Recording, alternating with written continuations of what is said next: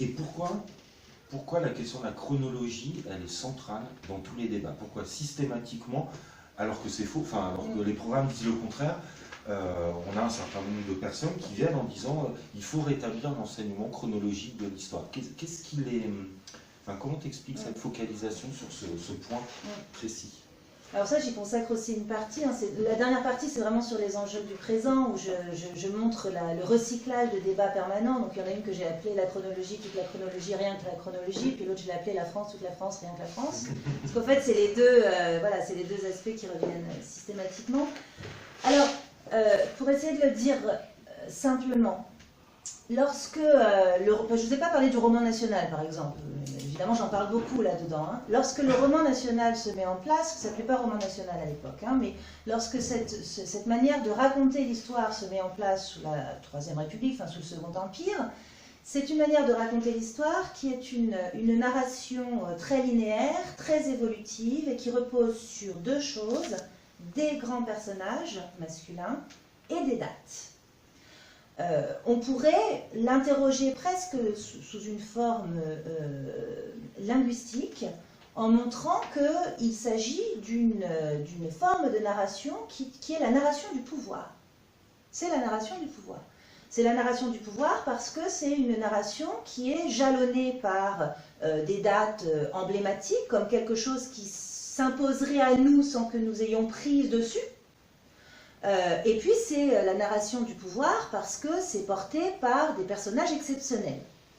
Donc c'est une vision de l'histoire qui présuppose, hein, son implicite quand même à cette vision de l'histoire, c'est quand même que vous et nous n'avons aucune prise sur le déroulé du temps, sur le déroulé de l'histoire. Et que ce que vous estimez faire événement ne fait pas forcément événement s'il ne mérite pas d'entrer dans la frise qui est, elle, labellisée par les gens du pouvoir. Ça, c'est vraiment la matrice, hein, je dirais, d'enseignement d'histoire depuis le Second Empire. On ne l'enseigne plus comme ça du tout, mais c'est une matrice qui est là, c'est-à-dire c'est un modèle. Hein, c'est un modèle qui est là, qui existe encore, et qui est régulièrement ressuscité, vous le savez, par un certain nombre de gens.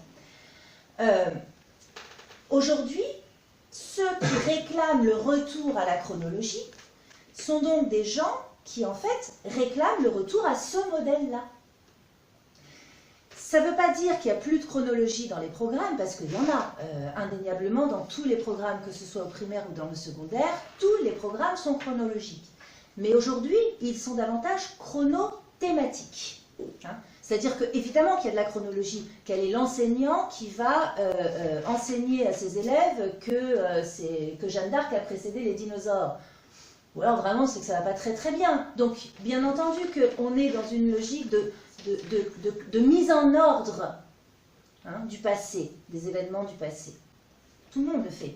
Et même on le construit avec les gamins. Si vous avez des tout petits, vous savez très bien que les toutes petites classes du CP au CE2, même de la maternelle d'ailleurs, sont des classes où on sensibilise les enfants au temps, où on leur fait comprendre que, que les dinosaures n'ont pas pu être pendant la Première Guerre mondiale. Et on leur fait comprendre, on leur fait construire. Hein. Vous voyez bien quand vous avez des gamins qui vous disent... vous dites, ah ben la télé avant c'était en noir et blanc, et vous dites, oh, mais avant le monde était en noir et blanc. Vous voyez, tout ça c'est des trucs qui sont... Enfin, moi ça me fascine, je pense, avec mon prochain sujet de recherche, ça, mais comment des gamins se représentent et construisent le temps. Donc, je m'égare un peu.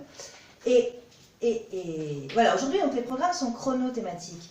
Et alors, ce qui ne va pas chez ceux qui réclament la chronologie, toute la chronologie, rien que la chronologie, c'est que ces programmes, justement, sont des programmes qui laissent un peu la place, pas suffisamment, hein, évidemment, mais quand même, qui laissent un peu la place à des approches économiques et sociales, à des approches plus populaires, c'est-à-dire qui rompent quand même avec cette certitude que le seul moteur de l'histoire, ce sont des personnages exceptionnels qui s'inscrivent dans des grandes dates.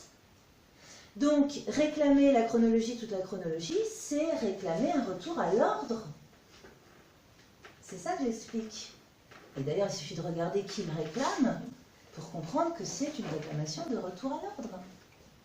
Alors, bien entendu, ils vous disent tout de suite, mais non, mais c'est parce qu'il faut que les gamins aient des repères.